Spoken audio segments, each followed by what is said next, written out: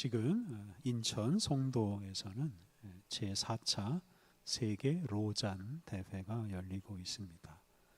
이 로잔 대회는 1974년 스위스 로잔에서 처음 시작되었습니다. 존 스토트라는 유명한 분이 계십니다. 이분은 성공의 신부인데 이분과 또 유명한 부흥사였던 빌리 그레함 목사님이 함께 제안해서 이 운동이 시작되었습니다. 이 로잔 국제 로잔 대회는 교단 대표가 참여하는 게 아니고 개인 자격으로 참여하는데요. 올해에는 세계 220개 국가에서 5천여 명이 참석하였다고 합니다. 이 대회에는 이제 천주교나 동방정교회 같은 오래된 교단들은 참여하지 않고 주로 종교개혁 시대 이후에 등장한 새로운 교단들, 즉 개신교 교인들이 주로 참석합니다. 이 때문에 로잔 대회는 소위 복음주의자들의 올림픽이라고도 부릅니다. 이 복음주의라는 말은 여러 가지로 해석하는데요. 보수적이다라는 뜻도 있고, 앞서 말한 대로 종교개혁 시대 이후에 생긴 새로운 교단, 신생교단, 개신교를 가리키는 말이기도 합니다. 그래서 요약하자면 이제 좀 보수적인 개신교 교인들이 현 시대에 어떻게 선교를 더 잘할 수 있는가, 이런 것을 논의하는 대회가 바로 이 세계 로잔 대회입니다. 그래서 이 로잔 대회는 대회가 있을 때마다 교회가 그리스도의 복음을 전할 뿐만 아니라 복음으로 이 세상에서 일어나는 여러 가지 문제에 적극적으로 대처해야 된다, 이런 다짐을 합니다. 로잔 대회보다 좀 더 권위 있고 오래된 대회가 있는데요. 그것은 세계교회협의회 WCC입니다. 세계교회협의회는 1948년부터 모이기 시작했는데 천주교를 제외한 전 세계의 대부분 주요 교단들이 참여하고 있습니다. 이 교단에 참여하는 교인들을 다 합하면 7억여 명이 됩니다. 7, 8년에 한 번씩 세계교회협의회가 모여서 교회는 하나다라는 사실을 확인하고 또 함께 전도하고 함께 봉사하자, 이런 다짐을 함께 합니다. 이렇게 세계에 있는 교회들이 그냥 각자 살지 않고 이렇게 함께 모여서 예배하고 교제하고 토론하면서 좀 더 충실하게 교회의 사명을 감당하기로 결의하는 일, 참으로 좋은 일입니다. 이런 연합 활동들이 좀 더 잘 활발하게 진행되어서 많은 열매를 맺고 온 세계가 하나가 되고, 그래서 더 힘차게 복음을 전하게 되었으면 좋겠습니다. 오늘은 사도행전을 공부하는 날입니다. 사도행전에는 이 예루살렘에서 시작된 아주 작은 교회가 전 세계에 걸친 아주 세계적인 큰 교회가 되는 과정이 잘 그려져 있습니다.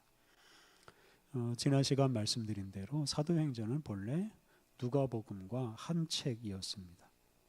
그래서 이 누가복음과 사도행전을 가리켜서 누가행전 이렇게 부르기도 합니다. 누가복음은 예수님 시대의 역사를 기록했고, 이 사도행전은 교회 시대의 역사를 기록하였습니다. 사도행전의 구조와 내용은 사도행전 1장 8절에 잘 요약되어 있습니다. 사도행전 1장 8절을 같이 읽어보겠습니다. 사도행전 1장 8절은 예수님의 지상명령, 가장 큰 명령, 꼭 지켜야 하는 명령이라고 합니다. 그 명령 같이 한번 읽어보겠습니다. 1장 8절 시작. 오직 성령이 너희에게 임하시면 너희가 권능을 받고 예루살렘과 온 유대와 사마리아와 땅 끝까지 이르러 내 증인이 되리라 하시니라. 예수님께서 제자들에게 예루살렘, 사마리아, 예루살렘, 유다, 사마리아, 그리고 땅 끝까지 가면서 당신의 증인이 되라 라고 명령을 내리셨습니다. 이 명령을 따라서 제자들이 이제 땅 끝까지 가는데요. 그래서 복음이 예루살렘을 넘어서 유다와 사마리아까지 전파되고 거기서 더 널리 전파되어서 온 세계로 전파되는 이야기가 바로 이 사도행전입니다. 그래서 예루살렘에서 선포된 복음이 유대, 사마리아, 그리고 이제 수리아, 안디옥, 그리고 에베소를 비롯한 소아시아 지방, 그리고 고린도, 빌립보, 로마 같은 유럽 대륙까지 전파되어서 이제 지중해 주변 세계에 교회가 세워집니다. 그렇게 해서 아시아, 아프리카, 유럽 이렇게 세 대륙에 걸쳐서 아주 크고 세계적인 교회가 세워지게 됩니다. 예루살렘에서 안디옥, 수리아 안디옥까지 복음을 전파하는 일은 주로 예루살렘 교회가 담당했습니다. 베드로와 요한, 그리고 야고보, 그리고 빌립과 스데반 같은 새로 선출된 지도자들이 복음 전파의 주역이었습니다. 특히 예루살렘에서 유대교 지도자들이 교회를 박해함으로써 예루살렘의 그리스도인들이 예루살렘을 떠나서 주변 지역으로 흩어졌습니다. 그러면서 이제 전도했는데 그 결과로 안디옥이라는 곳에 교회가 세워졌습니다. 그리고 그 안디옥에 세워진 교회가 바로 세계 선교의 주역이 되었습니다. 안디옥 교회는 자기 교회의 지도자인 바울과 바나바를 선교사로 세우고 파송해서 소아시아, 유럽 여러 지역에 복음을 전하게 하였습니다. 그렇게 해서 유럽 지역에도 복음이 교회가 세워졌는데 앞서 말한 대로 빌립보 교회, 고린도 교회 이런 교회가 대표적인 교회입니다. 그 외에도 로마를 비롯한 유럽 여러 도시, 여러 지역의 도시에 복음이 전파되어서 지중해 주변 유럽 전역에 교회가 세워졌습니다. 이런 이야기가 사도행전의 주된 내용입니다. 이제 사도행전 1장부터 차례대로 내용을 살펴보겠습니다. 1장 앞부분에는 예수님께서 승천하시면서 아까 말씀드린 그 선교 명령을 내리시는 이야기가 나옵니다. 이제 후반부에는 예수님을 배신하고 스스로 목숨을 끊은 그 가룟 유다를 대신하는 새로운 사도 마띠아를 선출하는 이야기입니다. 2장부터 5장에는 오순절에 성령께서 임하시는 사건, 그리고 그 결과로 예루살렘에 교회가 세워지는 이야기가 나오고, 그리고 그 예루살렘에 세워진 교회가 어떻게 살았는지 그 모습을 보여주는 이야기도 나옵니다. 그리고 이제 예루살렘에서 아주 활발하게 복음을 전하는 이야기, 그래서 예루살렘 전역에 복음이 전파되는 이야기가 나옵니다. 이 부분에서 우리가 주목할 사건은 성령님께서 오셨을 때 제자들이 그 여러 나라와 여러 민족이 동시에 알아들을 수 있는 새로운 언어로 복음을 전한 사건입니다. 이 당시 예루살렘에는 오순절이라는 명절을 지키려고 세계 각지에 있는 사람들이 몰려들었습니다. 그런데 그 사람들이 예루살렘에 와서 자기들이 평소 쓰던 그 다른 나라 언어 말로 복음을 듣게 되었습니다. 이 사건은 온 세계가 성령님과 복음과 교회 안에서 하나가 될 것을 예고하는 사건이라고 할 수 있습니다. 그리고 2장과 4장 마지막 부분을 보면 당시 예루살렘 교회의 성도들이 사는 모습이, 함께 사는 모습이 나오는데, 이 사람들이 함께 모여서 공동생활을 하면서 유무상통했습니다. 그러니까 자기 것을 자기라고 주장하지 않고 필요한 사람들에게 그냥 기쁘게 나누어 주면서 살았습니다. 예루살렘 교회가 바로 그런 사랑스러운 유무상통의 삶으로 하나님 나라와 복음을 보여주고 전파하였습니다. 이제 그런 정말 사랑으로 가득 찬 그런 생활이 이 복음이 땅 끝까지 전파되게 하는 큰 원동력이 되었다고 말할 수 있습니다. 그러니까 말이 아니라 이렇게 생활로, 삶으로 복음을 전파해야 능력 있게 복음이 전파됩니다. 6장 1절부터 8장 3절에는 교회의 새로운 지도자를 선출하는 이야기가 나옵니다. 그래서 헬라어를 사용할 줄 아는 지도자 7사람을 선출합니다. 그 중에 한 사람인 스데반이 이제 복음을 전하다가 순교하는 이야기가 또 나옵니다. 그리고 나서 이제 예루살렘 교회에 대한 아주 큰 박해가 일어납니다. 그 박해를 계기로 이제 복음이 세계적으로 전파되기 시작하는데요. 이제 8장 4절부터 9장 43절까지 말씀은 예루살렘에 모여 살던 그리스도인들이 박해 때문에 이제 다 흩어져서 세계 각지로 가서 복음을 전하는 이야기입니다. 앞서 7 지도자를 세웠다고 했는데 그중 한 사람인 빌립은 사마리아 지방으로 가서 복음을 전하고 또 에티오피아의 구스 사람에게 복음을 전했습니다. 그래서 사마리아를 넘어서 이방인에게 복음이 전해지기 시작한 겁니다. 그와 동시에 교회를 박해하던 사울이라는 사람은 예수님을 만나서 회개하게 됩니다. 10장부터 12장까지 말씀은 이방인에게 복음이 전파되는 이야기인데요. 사도 베드로가 이방인을 더럽게 여기던 그 당시의 어떤 관습, 전통, 편견을 이겨내고 로마 군인 고넬료에게 복음을 전파했습니다. 그러자 그 이방인 고넬료에게 성령님께서 임하시는 참 놀라운 일이 일어났습니다. 그래서 이방인에게 성령님이 임하셨다 하는 소식을 들은 예루살렘 교회 사람들이 깜짝 놀라고 이때부터 이방인과 유대인 구분하지 않고 복음을 전하기 시작했습니다. 이제 그러면서 이제 앞서 말씀드린 안디옥 교회가 세워졌습니다. 그 당시 시리아의 수도였고 로마 다음 가는 아주 큰 도시였는데 이 수리아 안디옥에 안디옥 교회가 세워지고 이 안디옥 교회가 세계 선교의 전초 기지가 됩니다.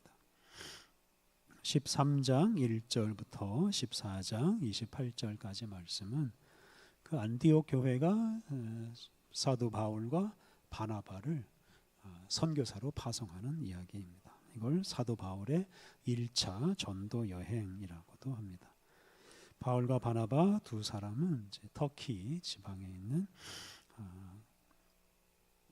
피시디아 안디옥, 이고니온, 루스드라, 더베 이런 지역을 주로 다니면서 복음을 전했습니다.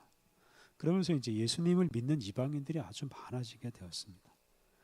이제 그러면서 15장에 이 이방인 그리스도인들이 구약의 율법을 준수해야 하느냐 하지 않아도 되느냐 이 문제를 의논하기 위한 공의회, 최초의 공의회가 열리게 되었습니다. 이걸 에큐메니컬 카운슬이라고 영어로 말하는데요. 이 공의회는 교회 안에서 생긴 문제를 의논하고 해결하는 기본적인 방식입니다. 쉽게 말하면 회의, 대표자들이 모여서 회의함으로써 교회의 문제를 해결합니다. 앞서 말씀드린 대로 복음이 온 세계에 전파되면서 유대인이 아닌 이방인들 중에 예수 믿는 사람들이 많아졌습니다. 그러자 유대인 그리스도인들이 그 이방인 그리스도인들에게 너희도 할례를 받고 율법을 지켜야 된다라고 말하기 시작했습니다. 그러자 이 유대교 율법을 전혀 알지 못하는 이방인 그리스도인들은 그러한 유대인들의 주장에 반발했습니다. 이제 그러자 교회의 대표들이 예루살렘에 모여서 함께 토론하고 한 가지 결정을 내립니다. 오늘 우리가 봉독한 15장 6절부터 11절 말씀이 그 회의 중에 베드로가 한 발언입니다. 우리가 앞서 읽은 대로 베드로는 이방인에게 율법의 멍에를 지우지 말자 이렇게 제안을 합니다. 결국 공의회는 예루살렘 공의회는 이방인 그리스도인들에게 율법의 짐을 지우지 않기로 결의를 했습니다. 그리고 이제 그 결의를 바울과 바나바를 통해 당시 온 세계 교회에 전하기로 하였습니다. 그래서 이방인들은 이제 5가지만 빼고 율법을 지키지 않아도 된다. 이런 결의를 했고, 그리고 그 결의가 온 세계 교회에 전파되어서 이 복음을 받은 이방인들이 유대인이 아니라 그리스도인으로 살게 되었고, 그리고 교회는 유대인의 교회가 아니라 온 세계의 교회가 될 수가 있었습니다.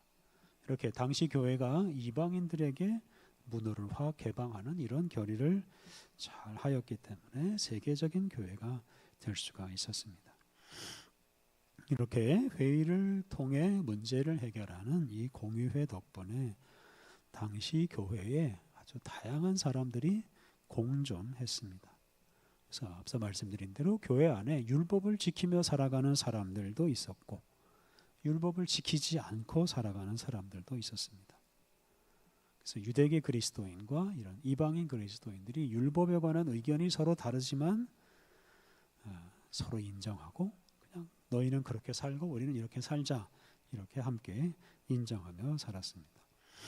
그 외에도 당시 교회 안에는 요한계 그리스도인들, 이 누구냐면 이제 요한복음을 비롯한 요한 1, 2, 3서, 요한 문서를 만든 공동체인데, 이런 사람도 있었고, 시리아 중심의 그리스도인들, 아시아 그리스도인들, 또 아프리카의 그리스도인들, 이런 여러 그리스도인들이 있는데, 이들이 각각 다른 방식으로 살면서도 다른 그리스도인들을 동료로 인정하고 하나의 교회를 유지하면서 살았습니다. 특히 이제 15장에 나오는 이런 공의회를 자주 열어서 서로 토론하고 서로 이해하면서 문제를 해결하고 항상 신뢰를 유지하면서 하나의 교회를 유지하면서 살았습니다.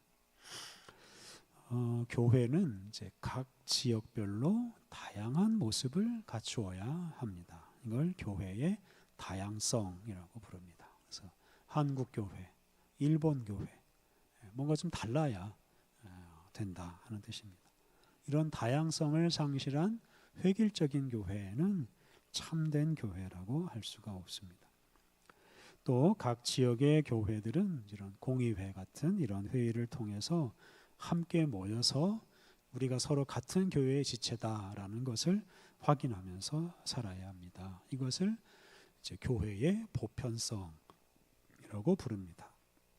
그러니까 세계 어느 지역에 있든 그 교회는 같은 교회다, 같은 예수님의 교회다라는 생각을 가지고 살아야 합니다. 이런 보편성을 함께 공유할 때 하나의 교회를 유지하면서 살아갈 수가 있습니다. 이어지는 15장 36절부터 18장 22절은 이제 바울의 두 번째 전도 여행입니다. 역시 이제 안디옥, 아까 말씀드린 수리아 안디옥 교회에서 다시 한번 바울 일행을 파송해서 이 여행이 시작됩니다. 이 여행에서 이제 바울과 실라 두 사람이 예루살렘 공의회의 결의 사항을 아시아 지역의 여러 교회에게 전하면서 복음을 전했습니다. 그런데 그 전도 여행 중에 드로아라는 곳에 도착했을 때 유럽에 있는 그 마게도냐 사람이 건너와서 우리를 도와주십시오 라고 하는 그런 환상, 그런 꿈을 보게 되었습니다. 그래서 바울 일행이 이제 유럽 대륙으로 넘어가서 빌립보를 시작으로 데살로니가, 베레아, 아덴에서 복음을 전하고, 고린도에서는 이미 그곳에 있었던 브리스길라와 아굴라 부부와 함께 1년 6개월을 머물면서 복음을 전했습니다. 그리고 나서 수리아 안디옥으로 다시 돌아오게 되었습니다. 네, 이렇게 바울 일행이 여러 지역에 다니면서 복음을 전할 때 각 지역에서 복음 전파를 돕는 사람들을 늘 만났습니다. 예를 들어서 빌립보에 갔을 때 루디아라는 여성이 바울 일행을 맞이하고 자기 집을 내주고 그 집에서 빌립보 교회가 모이게 하였습니다. 그러니까 바울 혼자서 복음을 전한 게 아니었습니다. 온 세계의 복음이 확장될 때까지 정말 모든 걸 희생한 분도 있습니다. 사도 야고보, 스데반 이런 분은 순교하셨습니다. 특히 여성들의 헌신도 빼놓을 수가 없습니다. 예루살렘에서 그 성령님을 기다리면서 제자들이 함께 모였는데요. 그 모인 곳이 바로 마가 요한의 어머니 마리아라는 여성의 집이었습니다. 그리고 그렇게 사람들이 많이 모였을 때 그 무리 가운데 여자 지도자들도 사도들과 함께 나란히 앉아 있었습니다. 앞서 말씀드린 대로 빌립보 교회가 모인 곳은 루디아라는 여성의 집이었습니다. 고린도에서 바울과 함께 일하고 바울과 함께 복음을 전파했던 이 브리스길라라는 사람은 역시 여성이었습니다. 이 외에도 사도행전 곳곳에 이 여성들이 등장하는데요. 복음이 세계로 전파되는 과정에서 여성들도 아주 큰 일을 담당하였습니다. 이렇게 온 세계에 복음이 전파된 것은 바울 같은 이런 위대한 한두 사람의 노력으로 된 것이 아니고 모든 그리스도인들이 합력한 결과입니다.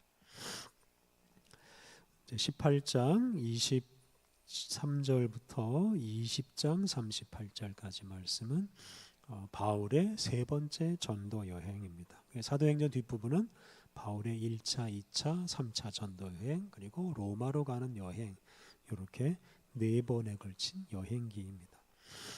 3차 전도 여행 중에는 주로 에베소에서 복음을 전했습니다. 그리고 이제 에베소에서 3차 전도 여행을 마친 후에 예루살렘을 거쳐서 로마로 가기로 바울이 마음을 굳게 먹습니다. 그러자 많은 사람들이 바울이 예루살렘으로 가는 것을 반대했습니다. 가면 죽을 수도 있다 이런 말들을 참 많이 했습니다. 20장 17절부터 38절은 바울이 예루살렘으로 이제 가는 중에 에베소 교회의 지도자들을 잠깐 자기에게 오게 하고서 이제 작별 인사를 하는 이야기인데요. 그 중에서 20장 22절부터 24절에 이 예루살렘으로 가는 그 바울의 그 마음, 다짐이 나옵니다. 우리 그 부분을 같이 한번 읽어보겠습니다. 사도행전 20장 22절부터 24절 말씀입니다. 사도행전 20장 22절부터 24절 같이 읽겠습니다. 보라, 이제 나는 성령에 매여 예루살렘으로 가는데 무슨 일을 당할는지 알지 못하노라. 오직 성령이 각 성에서 내게 증언하여 결박과 환난이 나를 기다린다 하시나 내가 달려갈 길과 주 예수께 받은 사명 곧 하나님의 은혜의 복음을 증언하는 일을 마치려 하면은 나의 생명조차 조금도 귀한 것으로 여기지 아니하노라. 바울은 정말 목숨을 걸고 예루살렘으로 갑니다. 그리고 이제 그곳을 거쳐서 로마까지 갑니다. 이런 헌신적인 노력이 있었기에 교회가 세계적인 교회가 될 수 있었습니다. 21장부터 28장은 바울이 예루살렘에서 체포되고 재판을 받다가 이제 로마 황제 가이사에게 상소를 합니다. 그래서 이제 이 바울이 로마에 가서 재판을 받게 됩니다. 그래서 이 로마 군인들의 호의를 받으면서 이제 로마까지 가고 로마에서 복음을 전하면서 사도행전이 이제 끝이 납니다. 오늘 본문에서 하나님은 유대인이 아니라 온 세계 모든 민족의 하나님이시라는 것을 확인할 수가 있습니다. 온 세계 모든 백성을 창조하신 하나님은 교회를 통해서 세계 모든 민족에게 당신을 알리시고 예수님을 통해 베푸시는 그 복음의 은혜를 베풀어 주십니다. 그래서 이 예수님의 복음의 은혜를 온 세상 모든 민족이 다 누리는 것이 우리 하나님의 뜻입니다. 그리고 그런 하나님의 뜻을 이루는 것이 바로 우리 교회의 사명입니다. 그래서 우리 교회가 이런 하나님의 뜻을 이루기 위해서는 전 세계에 흩어져 있는 모든 교회를 우리의 지체로 인정하고 그들을 사랑하고 또 그들과 협력하고 하나가 되어서 더 힘차게 복음 전도와 봉사에 힘쓰는 교회가 되어야 합니다. 우리 교회가 우리 교회만의 어떤 특별한 다양성을 가지면서도 온 세계 교회와 합력하고 하나가 되는 그런 보편성을 갖춤으로써 온 세계에 하나님의 뜻을 전하는 교회의 사명을 잘 감당해야 하겠습니다. 우리 함께 기도하겠습니다. 하나님, 주님께서 예루살렘으로부터 시작하여 온 세계에 복음이 전파되게 하시고 또한 온 세계의 교회가 세워지게 하셨습니다. 그리하여 오늘 우리도 복음을 받아들이고 하나님 나라 소망을 품고 살고 있습니다. 하나님, 온 세계 모든 교회가 서로 인정하고 하나가 되어 함께 복음을 전함으로 수많은 이들이 하나님께 돌아오고 온 세계에 하나님 나라가 전파되었사오니 그 소중한 역사를 우리가 잊지 않고 우리 주변에 있는 모든 교회를 우리 형제 자매로 인정하고 서로 협력하여 함께 복음을 전파하게 하옵소서. 분열되어 있는 우리 한국과 세계의 교회를 긍휼히 여겨 주옵소서.